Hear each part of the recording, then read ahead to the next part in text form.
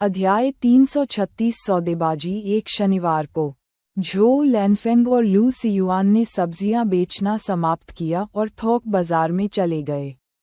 जैसा कि उसने उम्मीद की थी, बाल टाई बहुत सस्ते थे। प्रत्येक की कीमत केवल 3 सेंट थी और लाभ का मार्जिन भी अधिक था। हालांकि उन्हें कम से कम 100 खरीदना पड़ा। शेन मियामियान कुछ झिझक रहा था, लेकिन लू सियुआन ने कहा, चलो 100 ले लेते हैं। यह वैसे भी महंगा नहीं है। भले ही वे अतिरिक्त चीजें नहीं बेच सकें, फिर भी उन्हें पैसे की हानि नहीं होगी। वे उनका उपयोग केवल शेन मियामियान के बाल बांधने के लिए कर सकते थे। चूंकि उसके लंबे बाल थे, इसलिए संभवतः उसे साल भर में कई बार बाल बांधने की जरूरत होगी। शेन मियामियान ने अपना सिर हिलाया। मैं पैसे कमाने के लिए इस पर भरोसा करने का इरादा नहीं रखता। यह वैसे भी बहुत कुछ नहीं ला सकता है। मैं जो पैसा कमाता हूँ उसके लिए एक वैध स्रोत ढूंढना चाहता हूँ। गर्मियाँ आ रही थीं और उसे निश्चित रूप से कपड़े, जूते और कुछ दैनिक आवश्यकताएं खरीदने की जरूरत होगी। वह स्कूल में एक छोटा सा व्यवसाय चलाना चाहती थी ताकि झो लैनफेंग उस पर दोबारा पैसे चुराने का गलत आरोप न लगा सके। तो फिर आप स्टॉल से कुछ खरीदकर उसे क्यों नहीं दे देते? लू सियुआन शेन मियामियान के दृष्टिकोण को समझ नहीं सका। उसने सोचा कि इस तरह से पैसा कमाना बहुत परेशानी भरा है। चूंकि शेन मियामियान सिर्फ अपनी कमाई का एक स्रोत चाहती थी, इसलिए मामले को संभालना बहुत आसान हो गया। धूर्त मुस्कान के साथ शेन मियामियान ने उत्तर दिया, हम व्यवसायी हैं। ऐसे सौदे से परेशान क्यों हों जिसमें पैसा नहीं बनता? उद्धरण चिन्ह। कम मुनाफा कमाना स्वीकार्य था, लेकिन बिल्कुल भी न कमाना उसके लिए सवाल से बाहर था। उद्धरण चिन्ह ... उद्धरण चिन्ह। लू सियुआन शेन मियामियान के अर्थ से कुछ हद तक हैरान था।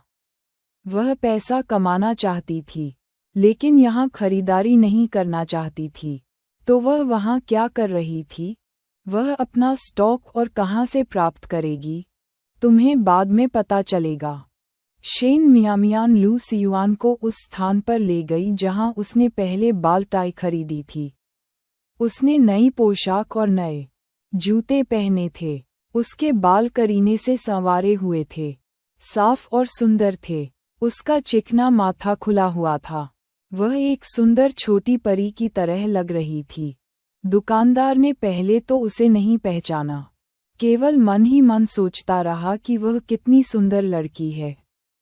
ये देखकर कि वह पहचानी नहीं गई, शेन मियामियान ने उसके साथ सहज होने की कोशिश नहीं की और बस पूछा, बॉस, अगर मैं बहुत सारी हेयर टाई खरीदूं, तो क्या आप मुझे छूट दे सकते हैं? उद्धरण चिन्ह। आपको कितने चाहिए? ये सुनकर दुकानदार का रवैया बहुत अच्छा था कि शेन मियामियान को बड़ी मात्रा चाहिए थी। इसका मतलब बड़ा व्यवसाय हो सकता है। 60 उद्धरण चिन्ह। दुकानदार की आंखें चमक उठीं। ये काफी ज्यादा था, क्योंकि वह एक दिन में 60 बाल टाई नहीं बेचती थी। लेकिन एक व्यवसायी महिला के रूप में उन्होंने तुरंत अपनी उत्तेजना दबा दी और मुस्कुराई। ये छोटी छोटी चीजें ज्यादा पैसा नहीं कमाती। लाभ मार्जिन कम है। बात बदलते हुए उसने आगे कहा, लेकिन चूंकि आप बहुत कुछ खरीद रहे हैं, मैं आपको बिल्कुल भी छूट नहीं दे सकती। अगर मैं आपके लिए 1% की कटौती कर दूं, तो आप क्या सोचते हैं? उद्धरण चिन्ह।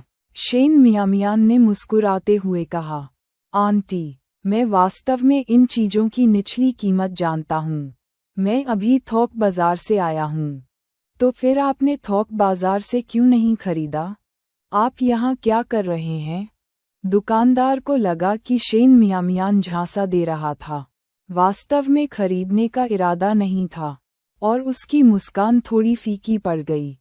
थोक बाजार में एक समय में एक प्रकार की सैकड़ों हेयर टाई खरीदने की आवश्यकता होती है, जो मेरे लिए बहुत अधिक है, शेन मियामियान ने ईमानदारी से कहा। ये साबित करते हुए कि वह वास्तव में थोक बाजार में गई थी। ये सुनकर दुकानदार ने सोचा कि वह फिर से शेन मियामियान पर हावी है। आप बड़ी मात्रा में खरीद रहे हैं और मैं वास्तव में आपको बेचना चाहता हूँ, इसलिए मैं आपके लिए 1 और सेंट निकालूंगा, जिससे प्रत्येक 8 सेंट हो जाएगा। यदि आप उन्हें चाहते हैं तो उन्हें ले लें, यदि नहीं तो रहने दें, मैं कीमत को और कम नहीं कर सकता। बॉस, मैंने इसे पहले स्पष्ट नहीं किया था। मुझे 60 स्ट्रॉबेरी चाहिए और कुल मिलाकर 100 बनाने के लिए मैं बाकी 40 और ले लूंगा। 100। दुकानदार की आंखें फिर चमक उठीं और इस बार वह अधिक चतुर थी। उसने कहा, मुझसे यह मत पूछो कि मैं कितना नीचे जा सकती हूँ। तुम मुझे बताओ कि तुम प्रति टुकड़ा कितना भुगतान करने को तैयार हो। उद्धरण चिन्ह। अध्याय 337 सौदेबाजी। यह छोटी लड़की बहुत चालाक है। अपनी कम उम्र के बावजूद वह वास्तव में लोगों के साथ खिलवाड़ करना जानती है। उसने अभी तक कोई वास्तविक पेशकश भी नहीं की थी और उसने पहले ही कीमत 2 अंक कम कर दी थी। ऐसा नहीं चल सकता, मुझे नियंत्रण लेने की जरूरत है। 4 अंक। शेन मियामियान ने 4 उंगलियां बढ़ाईं। क्या? दुकानदार का चेहरा तुरंत उदास हो गया। ऐसा नहीं होगा। 4 बिंदुओं पर मैं आपके लिए भी काम कर सकता हूँ। इससे मेरी चलाने की लागत भी पूरी नहीं होगी। 100 हेडबैंड वास्तव में कोई छोटी मात्रा नहीं है। ऐसा खरीदार मिलना कठिन है। अगर किसी को इतने की जरूरत है तो वह सीधे थोक बाजार में जाएगा। लेकिन ये बहुत सस्ता है। यह इसके लायक नहीं है। शेन मियामियान को दुकानदार के रवैये पर गुस्सा नहीं आया, बल्कि शांति से कहा, दुकानदार, कुछ चीजें थीं जिनका मैंने पहले उल्लेख नहीं किया था। दरअसल, मैं इन्हें हमारे शहर में छात्रों को बेच रहा हूँ। ये सभी छात्रों द्वारा प्री ऑर्डर किए गए हैं और अगले हफ्ते मैं और सामान खरीदने आऊंगा और भविष्य में मैं आपसे अन्य सामान भी खरीदूंगा। मुझे आपका नियमित ग्राहक माना जा सकता है। नियमित ग्राहक शब्द का उल्लेख होते ही दुकानदार की आंखें चमक उठीं। ये देखकर शेन मियामियान ने जैतून शाखा का विस्तार करना जारी रखा। 4 बिंदुओं पर वास्तव में बहुत अधिक लाभ नहीं है, लेकिन मैं एक निश्चित नियमित ग्राहक हूँ। बाद में, यदि आपको कुछ बाल सजावट बेचने में कठिनाई होती है, तो आप उन्हें मुझे भी सुझा सकते हैं और मैं उन्हें बेचने में आपकी मदद करूंगा। लेकिन 4 अंक बहुत कम हैं। हम छोटे व्यवसाय के मालिक हैं। हमारे लिए भी यह आसान नहीं है। यदि आप वास्तव में खरीदना चाहते हैं तो थोड़ा और जोड़ें। चतुर दुकानदार ने अपना गणित लगाते हुए प्रतिवाद किया। यदि यह वास्तव में दीर्घकालिक सौदा है तो यह वास्तव में लाभदायक हो सकता है। लेकिन क्या होगा अगर ये लड़की उसे धोखा दे रही हो? थोड़ा और मांगना अभी भी बेहतर है।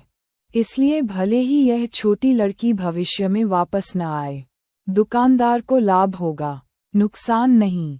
शेन मियामियान ने कठिनाई का नाटक किया, फिर चुपचाप लू सियुआन को संकेत दिया, जो तुरंत समझ गया। सियुआन ने प्रस्तावित किया, इसके बारे में क्या ख्याल है? हम एक बिंदु जोड़ते हैं। यदि आप उस कीमत पर बेच सकते हैं तो हम खरीद लेंगे, यदि नहीं तो हम छोड़ देंगे। दुकानदार की आंखें चमक उठीं, इस डर से कि कहीं वे अपना प्रस्ताव वापस न ले लें। वह तुरंत सहमत हो गई। ठीक है, मैं आपके लिए स्ट्रॉबेरी जड़ित हेडबैंड गिनूंगी और आप दूसरों को देखकर देख सकते हैं कि आपको कौन सा हेडबैंड पसंद है। उसने उन हेडबैंडों की ओर इशारा किया जो 3-3 अंकों के लिए जा रहे थे। आप इनमें से केवल चुन सकते हैं। अच्छा। दुकानदार और शेन मियामियान बहुत उत्साहित थे। उन्होंने तुरंत 40 हेडबैंड चुने। दोनों पक्षों ने गिनती की और लू सियुआन ने दुकानदार को 5 युआन दिए। इतने कम समय में उसने तुरंत 2 युआन कमा लिए। जिससे दुकानदार काफी प्रसन्न हुआ, खासकर जब से शेन मियामियान स्टॉक करने के लिए वापस आ रहा था। दुकानदार और भी खुश था। मेरे ये हेयरपिन भी वास्तव में अच्छे लग रहे हैं। अगली बार जब आप आएं, तो सिर्फ हेयर टाई न खरीदें। जैसे ही उसने बोलना समाप्त किया, अचानक उसकी नज़र शेन मियामियान के बालों में एक स्ट्रॉबेरी स्टड पर पड़ी, जो बिल्कुल उसकी दुकान में बेचा गया था। उसके दिमाग में कौंध गई और उसने अचानक सोचा कि शेन मियामियान बहुत परिचित लग रहा था। युवा महिला, क्या आपने पहले यहाँ हेयर टाई खरीदी है? आपके बालों में जो कुछ है वह मेरी दुकान से लगता है, उसने पूछा। मियामियान ने अपनी आंखें टेढ़ी कर लीं और मुस्कुराई। मैं पहले भी अपने भाई के साथ इन्हें खरीदने आ चुकी हूँ। हे भगवान, मेरी याददाश्त देखो, दुकानदार ने उत्साहपूर्वक उसकी जांघ पर थप्पड़ मारा। मुझे पता था कि तुम परिचित लग रही हो, इतनी सुंदर लड़की, और मुझे याद नहीं था। आखिरी बार जब उसने शेन मियामियान को देखा था, तो उसने एक भिखारी की तरह कपड़े पहने थे, लेकिन अब वह अचानक ऐसी लग रही थी जैसे वह शहर के एक अमीर परिवार से हो। दुकानदार ने वास्तव में उसे नहीं पहचाना था। सचमुच, कपड़े मनुष्य को उतना ही बनाते हैं जितना काठी घोड़े को बनाती है। इस तरह तैयार होकर वह बेहद खूबसूरत लग रही थी, एक छोटी सी परी की तरह। उन दिनों बहुत से लोग जिन्होंने अधिक शिक्षा प्राप्त नहीं की थी, जब वे एक खूबसूरत युवा लड़की को देखते थे, तो उसकी तुलना एक परी से करना पसंद करते थे। अध्याय 338 में भी उसका भाई हूँ, शेन मियामियान ने हंसते हुए कहा। आपको दोष नहीं दे सकता। मेरी पिछली यात्रा और इस यात्रा के बीच अंतर काफी महत्वपूर्ण है। पिछली बार वह एक छोटी सी भिखारिन की तरह लग रही थी। उसके बालों पर मानो तोपों से हमला किया गया हो। उसे यह विचार स्वयं कुछ अजीब लगा और वह इस बात से प्रभावित हुई कि भाई ने उसे इस बारे में नहीं छेड़ा। इस बार आप अपने भाई को अपने साथ क्यों नहीं लाए? मालिक ने हंसते हुए कहा। अगर तुम उसके साथ आए होते, तो मैं तुम्हें जरूर याद करता। यदि वह अपने भाई के साथ आती, तो इस बार उसे इतनी भारी सौदेबाजी का सामना नहीं करना पड़ता। मालिक को स्पष्ट रूप से याद है, युवती के भाई ने सौदेबाजी की परवाह किए बिना निर्णायक रूप से खरीदारी की। मेरा भाई काफी व्यस्त है, शेन मियामियान ने कहा। आप दोनों भाई बहन अच्छे दिखते हैं। मैं कई सालों से सामान बेच रहा हूँ, और मैंने कभी भी भाई बहनों को आप जैसा आकर्षक नहीं देखा। हालांकि मालिक की बातें थोड़ी अतिशयोक्तिपूर्ण थीं, लेकिन सच भी थीं। वास्तव में उन लोगों को देखना दुर्लभ था जो धनी और अच्छे दिखने वाले दोनों थे। पिछली बार जब उसने सुना कि वे भाई बहन हैं, तो उसे संदेह हुआ क्योंकि वे बिल्कुल भी एक जैसे नहीं दिखते थे। इसके अलावा भाई बहन, एक थैली शाह की तरह और दूसरा भिखारी की तरह, वास्तव में उनके बीच बहुत बड़ा अंतर था। लू सियुआन को पता था, मालिक ने जिस भाई का उल्लेख किया है वह हेनान रहा होगा, और किसी कारण से उसे थोड़ा खटास महसूस हुई। तो उसने कहा, मैं भी उसका भाई हूँ। शेन मियामियान ने उसे घूर कर देखा। वह एक जिद्दी बच्चा था और हमेशा फायदा उठाने का सही समय जानता था। मालिक चौंका। वह तुम्हारा भी भाई है? तुम्हारे परिवार में कितने भाई बहन हैं? उद्धरण चिन्ह। अजीब महसूस करते हुए शेन मियामियान ने पलकें झपकाईं, 3 उंगलियां उठाईं और फिर धीरे से एक और बढ़ाया। 4 भाई बहन। आप कभी नहीं जानते कि दूसरा भाई कब सामने आ जाए। उसने बस मामले में एक अतिरिक्त जोड़ दिया। आपके परिवार में अच्छे जीन हैं। आप में से हर कोई अच्छा दिखता है। कुछ और जीन होना सही है। आजकल कई भाई बहनों का होना कोई असामान्य बात नहीं थी, इसलिए मालिक को ये बिल्कुल भी आश्चर्यजनक नहीं लगा। हालांकि भले ही भाई बहन आकर्षक थे, वे सभी एक दूसरे से काफी अलग दिखते थे। शेन मियामियान का मुंह हिल गया, इस डर से कि कहीं मालिक ज्यादा गहराई तक न पहुंच जाए। उसने जल्दी से लू सियुआन को दूर खींच लिया। उन दोनों को हमेशा दूसरों द्वारा भाई और बहन के रूप में देखा जाता था, और वह बिना किसी उपद्रव के इसकी आदी हो गई थी। स्टॉल छोड़ने के बाद उसने दोबारा इस विषय को नहीं उठाया। हालांकि लू सियुआन को तब उसका व्यवहार समझ में नहीं आया। एक बार में इतना ऑर्डर क्यों करें और बार बार दोबारा खरीदने की योजना क्यों बनाएं? केवल सब कुछ पहले से न बताएं। इसे क्यों खींचें? और सबसे कम कीमत के बारे में क्या आपने पहले 5 सेंट का अनुमान नहीं लगाया था? आपने 4 सेंट तक क्यों मोलभाव किया? केवल मुझे इसे 5 पर अंतिम रूप देने के लिए कहा। उद्धरण चिन्ह।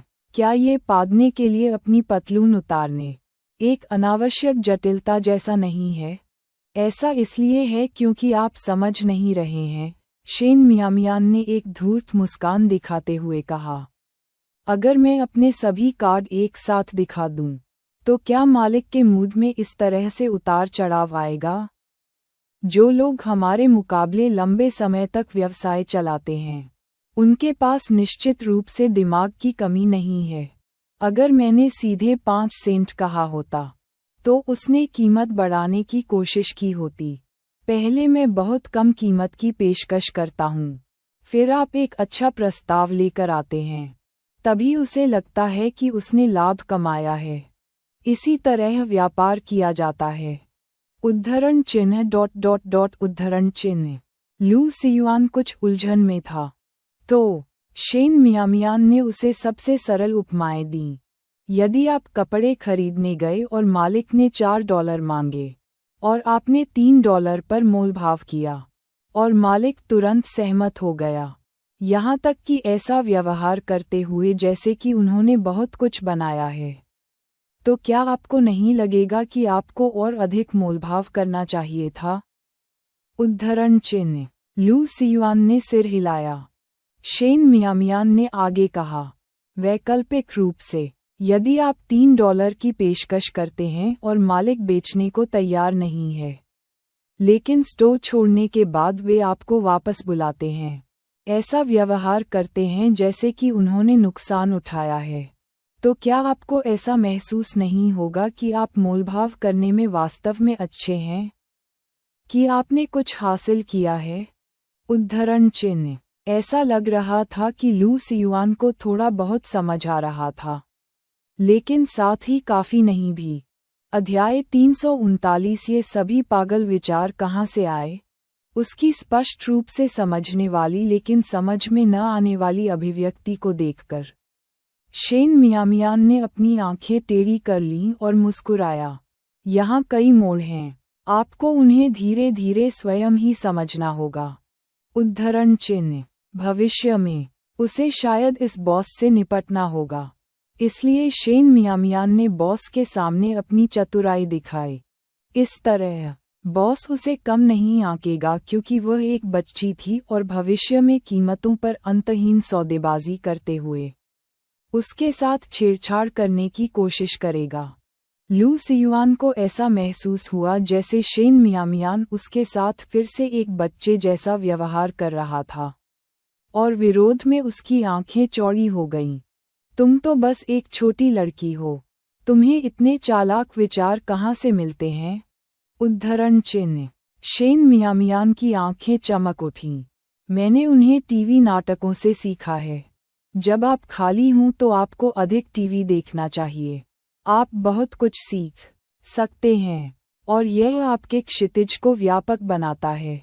वह इस बारे में झूठ नहीं बोल रही थी। जिन चीज़ों से लू सियुआन अब संपर्क नहीं कर सका, वे सभी टीवी नाटकों में थीं। लू सियुआन ने खर्राटा लिया और थोड़ी देर बाद गंभीरता से बोला, मैं एक टीवी खरीदना चाहता हूँ और घर पर एक टेलीफोन लगाना चाहता हूँ। वह वर्ष की दूसरी छमाही के दौरान शहर में अध्ययन करने जा रहा था, और वह सप्ताह में केवल एक बार वापस आ सकता था। अपने दादाजी के घर पर अकेले होने और बात करने के लिए। किसी के बिना रातें सूनी होती थीं। टीवी होने से ये कम अकेलापन होगा। ये संभव है। शेन मियामियान ने सोचा कि यह एक अच्छा विचार है। एक टीवी सिर्फ 500 के आसपास है और एक फ़ोन स्थापित करने में भी ज़्यादा खर्च नहीं होगा। घर पर एक टीवी होने से दादाजी अकेले नहीं होंगे और आप स्कूल के बाद फ़ोन पर दादाजी से बात कर सकते हैं। कमाया गया पैसा खर्च किया जाना था और शेन मियामियान इन चीज़ों के बारे में काफ़ी खुले थे। जब ज़रूरी खरीदारी की बात आती थी तो वह पैसे को लेकर कभी कंजूस नहीं होती थी। उसके पिछले जीवन में जीवन भर बचत करने का क्या फ़ायदा था जब उसके पास कुछ भी नहीं बचा था? तो क्या हम कल सब्जियां बेचने के बाद एक टीवी खरीद लेंगे? शेन मियामियान को अपने विचार से सहमत देखकर लू सियुआन ने मौके पर ही निर्णय लिया। अगर वे इसे खरीदने ही वाले थे तो बेहतर होगा कि इसे जल्दी खरीदें ताकि वे इस दौरान इसका आनंद भी ले सकें। वह ठीक है। शेन मियामियान ने सिर हिलाया और अपने विचार साझा किए। हम साल की दूसरी छमाही में हाई स्कूल शुरू करने जा रहे हैं और हाई स्कूल का होमवर्क प्रचुर मात्रा में है।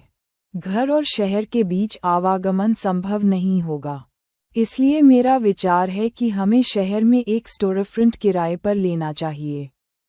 स्टोरफ्रंट किराए पर लेना ठीक है, लेकिन हम क्या बेचेंगे? लू सियुआन कुछ हैरान था। सब्जियां बेचो। उद्धरण चिन्ह। फिर से सब्जियां बेचें। उद्धरण चिन्ह। शेन मियामियान ने असहाय होकर कंधे उचकाते हुए कहा, जब तक हम कुछ बेहतर नहीं समझ लेते हम केवल सब्जियां बेचने तक ही सीमित रह सकते हैं। जब समय आएगा हम शहर में डिलीवरी करने के लिए समर्पित किसी व्यक्ति को काम पर रखेंगे और सब्जियों को बेचने में मदद करने के लिए किसी अन्य को काम पर रखेंगे। इस तरह वे पर्दे के पीछे के बॉस बन जाएंगे, जिन्हें हर हफ्ते केवल किताबों की जांच करने की जरूरत होगी। इससे उनकी पढ़ाई में कोई बाधा नहीं आएगी और उन्हें आय भी होती रहेगी। देखो, तुम जाओ। लू सियुआन की आंखें चमक उठीं। वह शुरू करने के लिए उत्सुक था। चलो अब और इंतजार न करें। हम अगले सप्ताह एक स्टोरफ्रंट की तलाश शुरू कर सकते हैं। उद्धरण चिन्ह। एक दुकान के साथ उनके पास हर दिन बेचने के लिए सब्जियां होंगी, जिससे उन्हें निश्चित रूप से अब जो वे बना रहे हैं उससे अधिक कमाई होगी। हम दोनों बच्चों के लिए स्टोरफ्रंट किराए पर लेना आसान नहीं होगा। शेन मियामियान ने कुछ सोचा। मैं कल हे नान के घर जाऊंगा और उससे मदद मांगूंगा। उद्धरण चिन्ह।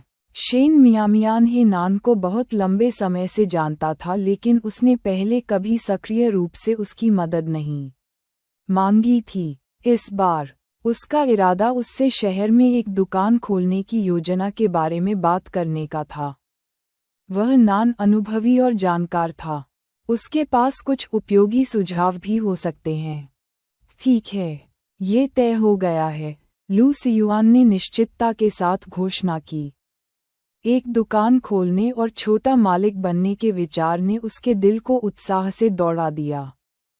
व्यवसाय के आकार से कोई फर्क नहीं पड़ता, वे अंततः प्रगति कर रहे थे। अध्याय 340 टीवी खरीदना दोनों ही सीधे सादे थे, इसलिए जैसे ही उन्होंने अगले दिन अपना सामान बेच दिया, उन्होंने 530 आरएमबी में एक टेलीविज़न खरीदा। टीवी पकड़कर लू सियुआन इतना उत्साहित था कि वह कुछ बोल नहीं सका। इससे कोई फर्क नहीं पड़ता कि वह आमतौर पर कितना कम सच बोलता था। जब अपनी कमाई से टेलीविज़न खरीदने की बात आती थी तो उसे उत्साह में वृद्धि महसूस होती थी। जैसे ही उसने टीवी को बैलगाड़ी पर रखा, उसने बार बार शेन मियामियान को चेतावनी दी, आपको इसे स्थिर रखना चाहिए, टीवी को मत खटखटाएं। विक्रेता ने कहा कि स्क्रीन आसानी से टूट जाती है। 530 आरएमबी, यह उसके जीवन में अब तक खरीदी गई सबसे महंगी चीज़ थी। शेन मियामियान ने उस पर नज़र डाली। यह इतनी आसानी से कैसे टूट सकता है? इसके चारों ओर एक बॉक्स भी है। बस सुनिश्चित करें कि आपने इसे ठीक से पकड़ रखा है। लू सियुआन लगातार टीवी से टकराने के बारे में चिंता कर रही थी। उसने बैलगाड़ी को इतनी सावधानी से चलाया कि शेन मियामियान अवाक रह गया। जैसे ही वे उस पते के पास पहुंचे जिसे हे नान ने छोड़ा था, लू सियुआन को लगा कि बैलगाड़ी को इतनी बड़ी कंपनी के दरवाजे तक ले जाना अनुचित होगा। उसे चिंता थी कि इससे उनके व्यवसाय पर असर पड़ सकता है। इसलिए उसने उसे एक एकांत कोने में खड़ा कर दिया। उसने शेन मियामियान को अकेले जाने को कहा, जबकि वह टीवी और बैलगाड़ी देखने के लिए पीछे रुक गया। फिर ठीक है। उद्धरण चिन्ह। शेन मियामियान बैलगाड़ी से नीचे कूद गया और आत्मविश्वास से चल दिया। उसे दूर तक जाते देख लू सियुआन आश्चर्यचकित हुए बिना नहीं रह सका। सच कहूं तो अगर वह हे नान को अकेले पाता तो उसे घबराहट महसूस होती। फिर भी शेन मियामियान बिल्कुल भी परेशान नहीं हुआ। यह ऐसा था जैसे उसने पहली बार बांस की टोकरियां बेचने में मदद की थी। अपनी युवावस्था के बावजूद वह हमेशा यह आभास देती थी कि उसके पास बहुत अनुभव है और वह बहुत जानकार है। यह वाकई अजीब है। शेन मियामियान लैन्यू एंटरप्राइज के सामने स्तब्ध होकर खड़ा था। कुछ देर तक उस क्षेत्र का चक्कर लगाता रहा और फिर यह पुष्टि करने का साहस किया कि हे नान ने उसे जो पता दिया था वह वास्तव में लैन्यू एंटरप्राइज था। जब उसने उसे पता दिया तो ये केवल सड़क का नंबर था। उसने सोचा था कि यह एक साधारण फैक्ट्री थी। उसने कभी यह उम्मीद नहीं की थी कि यह लैन्यू एंटरप्राइज होगी। इससे भी अधिक आश्चर्य की बात ये थी कि हे नान का लैन्यू एंटरप्राइज से संबंध था। लैन्यू एक फैशनेबल पुरुषों के कपड़ों का ब्रांड 1980 के दशक के मध्य से लोकप्रियता में विस्फोट हुआ और पूरे 21वीं सदी में ये सफल पुरुषों के लिए प्रमुख पसंद रहा है। 30 वर्षों से अधिक समय से अनेक चुनौतियों का सामना करते हुए ये फलता फूलता रहा है। 2021 तक इसका बाजार मूल्य 100 बिलियन RMB से अधिक हो गया था। जहां तक वह जानती थी, लायू वास्तव में लिचिंग से प्रमुखता से उभरी थी, लेकिन उसने कभी नहीं सोचा था कि यह भाई हे से जुड़ा होगा। लैन्यू नैन्यू। अचानक शेन मियामियान को कुछ महत्वपूर्ण समाचार मिले और एक पल के लिए उसे समझ नहीं आया कि क्या उसे अभी भी हे नान को खोजने जाना चाहिए। इतने महत्वपूर्ण व्यक्ति का समय निस्संदेह अत्यंत मूल्यवान था। उसे अपनी छोटी छोटी बातों से उसे परेशान करने का कोई अधिकार नहीं था। जैसे ही शेन मियामियान निकलने वाली थी, प्रवेश द्वार पर सुरक्षा गार्ड उसके पास आया। युवा महिला, क्या आप यहाँ किसी को ढूंढने आए हैं? उद्धरण चिन्ह।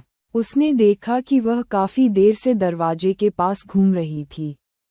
मैंने गलत रास्ता चुन लिया। शेन मियामियान ने हल्की सी मुस्कान दी। चलने के लिए मुड़ा, लेकिन एक कार आई और उसके पास रुकी। वह सहज रूप से एक तरफ खड़ी हो गई, जैसे एक परिचित व्यक्ति ड्राइवर की सीट से बाहर निकला। छोटी बच्ची, तुम क्यों आई हो? ली यू ने सोचा कि वह चीजें देख रहा है, लेकिन यह वास्तव में शेन मियामियान था। युवती इतनी बदल गई थी कि उसने शायद ही उसे पहचानने की हिम्मत की। आप यहाँ भाई नान को ढूंढने आए हैं, है ना? उद्धरण चिन्ह। वह हमेशा लापरवाह दिखता था। हर दिन उसके चेहरे पर मुस्कान रहती थी। वह जीवंत लहजे में बोलता था जो थोड़ा शरारती और थोड़ा दुष्ट था, फिर भी आपत्तिजनक नहीं था।